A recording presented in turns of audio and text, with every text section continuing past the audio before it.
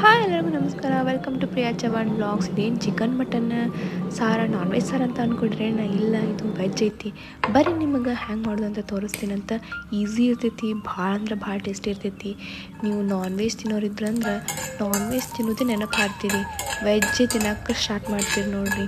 ಇದನ್ನು ಒಂದು ಸತಿ ಟ್ರೈ ಮಾಡಿ ನೋಡಿರಿ, ಭಾಳ ಅಂದ್ರೆ ಭಾಳ ಟೇಸ್ಟಿನೂ ಇರ್ತೈತಿ. ನಾನು ಇಲ್ಲಿ ತೊಗೊಂಡಿನಿ ಒಣ ಕೊಬ್ಬರಿ ತೊಗೊಂಡು ಸ್ವಲ್ಪ ಎಣ್ಣೆ ಹಾಕ್ಕೊಂಡಿನಿ. ಎಣ್ಣೆ ಕೂಡ ಸ್ಕಿಪ್ ಮಾಡ್ಕೋಬೋದಕ್ಕೆ ಕೊಬ್ಬರಿನೂ ಎಣ್ಣೆ ಬಿಡ್ತೈತಿ.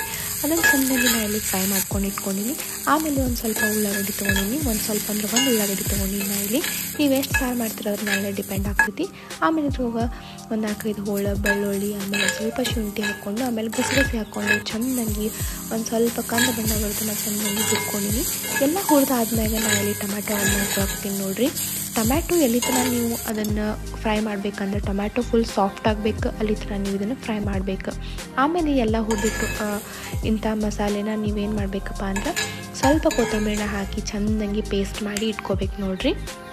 ಈ ಪೇಸ್ಟ್ ಮಾಡಿ ಇಟ್ಕೊಂಡ್ರೆ ಮುಗೀತು ನೋಡಿರಿ, ಅಷ್ಟೇ. ಒಂದು ನೈಟ್ ನೀವೇನು ಮಾಡಬೇಕಪ್ಪ ಅಂದ್ರೆ ಮೊಳಕೆ ಕಾಳು ಇರುವಂಥ ಉಸುಳಿನ ನೀವು ನೆನೆಸಿಡ್ಬೇಕಾಗ್ತೈತಿ.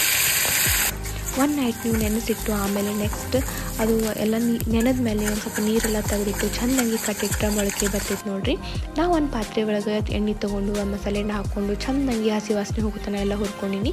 ಆಮೇಲೆ ಕೆಳಗಡೆ ಮೆನ್ಷನ್ ಮಾಡಿರೋಂಥ ಎಲ್ಲ ಮಸಾಲೆನೂ ಕೂಡ ಆ್ಯಡ್ ಮಾಡಿಕೊಂಡು ಉಪ್ಪು ಖಾರ ಅದನ್ನು ಕೂಡ ಆ್ಯಡ್ ಮಾಡ್ಕೊಂಡಿನಿ.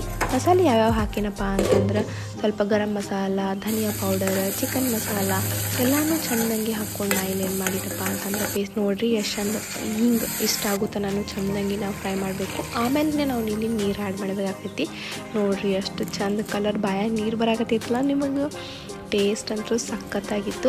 ಆಮೇಲೆ ನಾ ಇಲ್ಲಿ ಮೊಳಕೆ ಕಾಡಿರೋಂಥ ಎಲ್ಲ ಉಸುಳಿನ ಇಲ್ಲಿ ಆ್ಯಡ್ ಮಾಡ್ಕೊಂಡೆ. ಆಮೇಲೆ ಒಂದು ಸ್ವಲ್ಪ ಕೊತ್ತಂಬರಿ, ಒಂದು ಸ್ವಲ್ಪ ಪುದೀನ ನಿಮಗೆ ಬೇಕಿತ್ತಂದರೆ ಆ್ಯಡ್ ಮಾಡ್ಕೊಬೋದು. ಟೇಸ್ಟ್ ಮಾತ್ರ ಸಖತ್ತಾಗಿರ್ತೈತಿ. ರೊಟ್ಟಿ ಜೊತೆ, ಚಪಾತಿ ಜೊತೆ, ಕಟ್ಟಿ ರೊಟ್ಟಿ ಜೊತೆ ನೀವು ಮಸ್ತಾಗಿ ಕಲಿಸ್ಕೊಂಡು ಕೂಡ ತಿನ್ಬೋದು. ಅನ್ನ ಜೊತೆ ಅಂತೂ ಸೂಪರ್ ಆಗಿರ್ತೈತಿ. ಒಂದು ಸತಿ ನೀವು ಟ್ರೈ ಮಾಡಿ ನಿಮ್ಗೆ ರೆಸಿಪಿ ಹೆಂಗಂತಿದೆ ಅನ್ನಿಸ್ತಂತೇಳಿ ಕಮೆಂಟ್ ಮಾಡಿ ತಿಳಿಸ್ರಿ. ಎಲ್ಲರಿಗೂ ಇದು ವಿಡಿಯೋ ಯೂಸ್ಫುಲ್ ಆಗಿತ್ತು ಅಂತ ಅನ್ಕೊತೀನಿ ರೀ. ಯೂಸ್ಫುಲ್ ಆದರೆ ಲೈಕ್ ಮಾಡಿರಿ, ಶೇರ್ ಮಾಡಿರಿ ಮತ್ತು ಸಬ್ಸ್ಕ್ರೈಬ್ ಮಾಡಿ ಮಾತ್ರ ನೆನಪು ಹಾರಬೇಡ್ರಿ. ಹೀಗೆ ಮತ್ತೆ ಇನ್ನೊಂದು ವಿಡಿಯೋನ ಸಿಗ್ತೀನಂತ್ರಿ. ಅಲ್ಲಿವರೆಗೂ ಬಾಯ್.